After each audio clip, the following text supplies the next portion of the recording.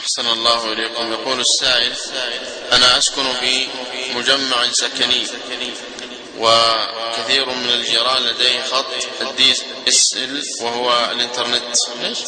خط DSL.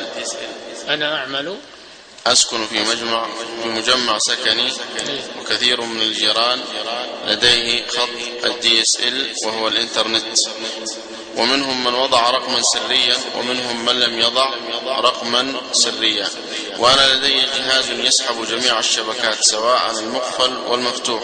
وسؤالي: هل علي إثم لو استخدمت الشبكات المفتوحة في البحث في الإنترنت، علما أنهم يستطيعون وضع رقم سري ولكن تركوا الأمر على ما هو؟ لا، ما يجوز لك هذا. أولا تطلع على أسرارهم إذا كان عندهم أسرار، وثانيا تستخدم ممتلكاتهم بغير إذنهم، لا يجوز هذا. نعم.